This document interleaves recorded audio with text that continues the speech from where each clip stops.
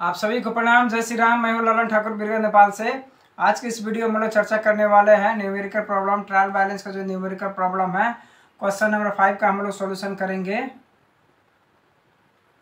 जो principle of accounting grade 11 में से लिया गया है, क्लास 11 में से लिया गया है और पेज नंबर 174 में से लिया गया है। जो ये बुक देख सकते हैं,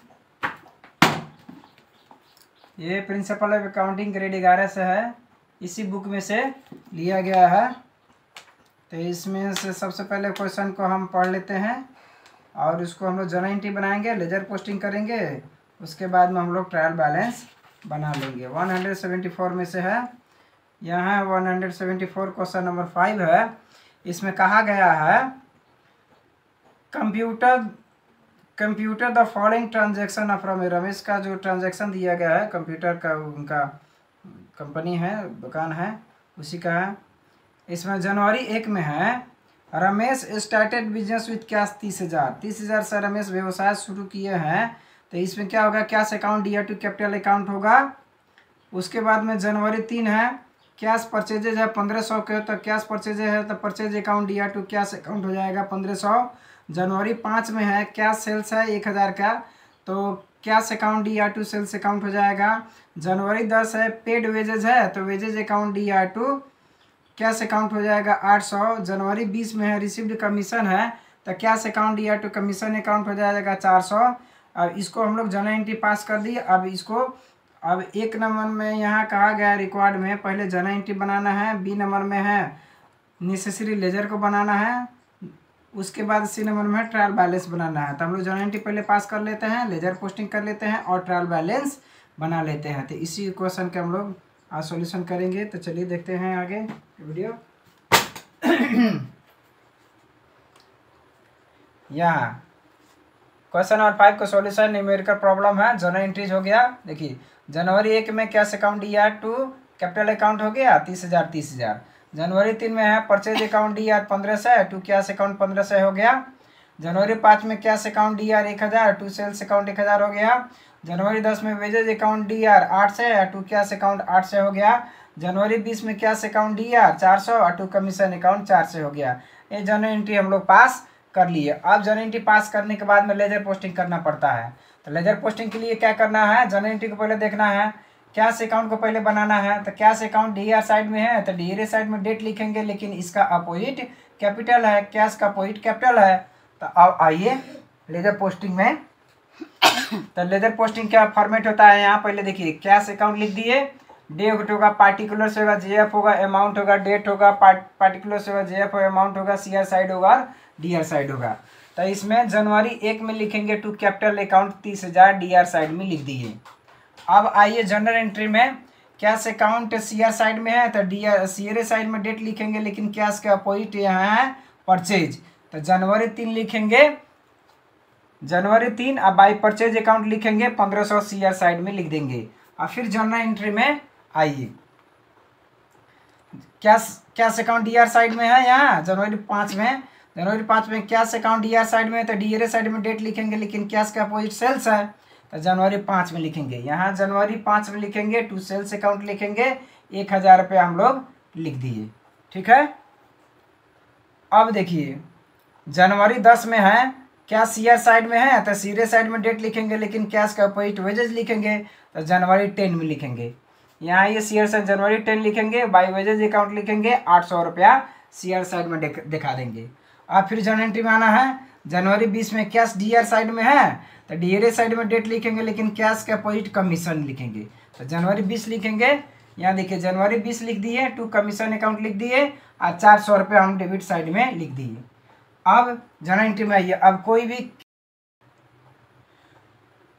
अब देखिए क्या करना है, जर्नल एंट्री में फिर आना है हम लोग को। तो अब देखिए जनवरी 1 का कैश कर दिए, जनवरी 3 का कैश कर दिए, जनवरी 5 का कैश ट्रांजैक्शन कर दिए, जनवरी 10 का कैश ट्रांजैक्शन कर दिए और जनवरी 20 का भी हम लोग कैश का ट्रांजैक्शन कर दिए। अब क्या करना है, डीआर साइड के अमाउंट को जोड़ना है। तो डीआर का 30,000 है, 1000, 31,400 हो गया, तो 31,400 रुपये यहाँ डीआर साइड में लिख दिया। अब सीआर साइड में जोड़ना है, तो सीआर साइड में जोड़ना है 1500 अब 800, 2300 रुपया हो गया। यानी कि डीआर साइड ज़्यादा है। यदि डीआर साइड ज़्यादा है, सीआर साइड कम है, तो सीआर साइड में बाय बैलेंस सीडी होगा। तो जनवरी 30 लिखेंगे, बाय बैलेंस सीडी कर देंगे 29,100 कर देंगे। 31,400 में से 2300 रुपये घटेगा तो 29,100 होगा।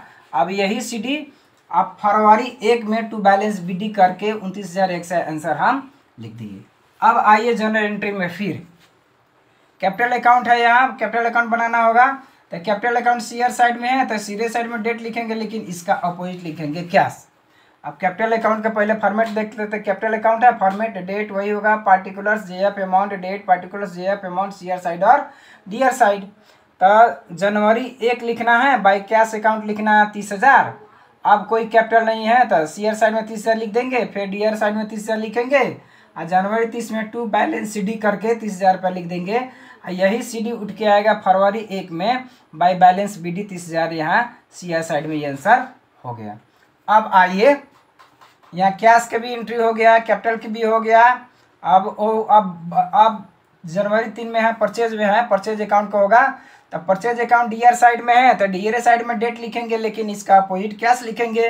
तो यहाँ देखिए परचेज अकाउंट है, तो date particular JF amount, date particular JF amount CR side और डीआर साइड। अब जनवरी 3 लिखेंगे, टू कैश अकाउंट 1500 लिखेंगे। अब कोई परचेज अकाउंट नहीं है तो जनवरी 30 लिखेंगे, by balance CD 1500 CR side में लिखेंगे, और फिर यही सीडी उठ के आएगा फरवरी 1 में to balance BD 1500 DR side में परचेज अकाउंट हो गया। अब उसी तरह से फिर जनरल एंट्री में आना है, परचेज भी हो गया, कैश भी हो गया, कैश हो गया। अब बचा सेल्स, तो सेल्स सीआर साइड में है, तो सीआर साइड में डेट लिखेंगे, लेकिन इसका अपोजिट कैश लिखेंगे। तो सेल्स देखिए, यहाँ सेल्स अकाउंट हो गया, तो सेल्स अकाउंट का format date particular JF amount, date particular JF amount CR side और डीआर साइड है। तो अब क्या करना है, जनवरी 5 लिखना है, बाई कैश अकाउंट 1000 लिखना है। अब कोई सेल्स का ट्रांजैक्शन नहीं है तो क्या करना है, जनवरी 3 में टू बैलेंस सीडी लिखना है 1000, और यही सीडी उठ के आ गया यहाँ बीडी फरवरी 1 में बाई बैलेंस बीडी 1000 रुपया, ये आंसर हो गया। अब जनरल एंट्री में फिर आइए, कैश हो गया। अब क्या करना है, सेल्स भी हो गया। अब वेजेज अकाउंट है, तो वेजेज अकाउंट है डीआर साइड में, तो डीआर साइड में डेट लिखेंगे, लेकिन इसका अपोजिट लिखेंगे कैश। तो जनवरी 10 में वेजेज अकाउंट को करना है, तो यहाँ वेजेज अकाउंट है, यहाँ वेजेज अकाउंट है, date particular JF amount, date particular JF amount CR side और डीआर साइड है। अब क्या करना है, जनवरी 10 में टू कैश अकाउंट लिखना है 800। अब कोई वेजेज अकाउंट नहीं है तो जनवरी 30 में बाई बैलेंस सीडी लिखेंगे 800। अब यहाँ डीआर साइड में 800 है और सीआर साइड में भी 800 लिख दिए। अब यही सीडी उठ के आएगा फरवरी 1 में टू बैलेंस बीडी 800 रुपया, ये आंसर हो गया। अब फिर आइए जनरल एंट्री में। अब वेजेज का भी हो गया, कैश का पहले हम लोग कर चुके हैं, कैश का भी कर चुके हैं। अब बचा कमीशन अकाउंट, तो कमीशन अकाउंट सीआर साइड में है, तो सीआर साइड में डेट लिखेंगे, लेकिन इसका अपोजिट कैश लिखेंगे। तो अब लिखना है, ये कमीशन अकाउंट हो गया, date particular JF amount, date particular JF amount CR side और डीआर साइड। अब क्या करना है, जनवरी 20 में बाई कैश अकाउंट करना है 400, और यहाँ 400 सीआर साइड में लिख दिए, क्योंकि सीआर साइड ज़्यादा है और डीआर साइड कम है, तो यहाँ भी 400 लिख दिए। और जनवरी 30 में टू बैलेंस सीडी लिख के 400 रुपये लिख दिए। अब यही सीडी उठ के आएगा फरवरी 1 में बाई बैलेंस बीडी 400 रुपये, ये आंसर हो गया। फिर अब जनरल एंट्री में आना है। अब 1, 3, 5, 10, 20 सबका हम लोग जनरल एंट्री कर दी। जनरल एंट्री करने के बाद में लेजर पोस्टिंग कर दी। अब कोई ट्रांजैक्शन बाकी नहीं है।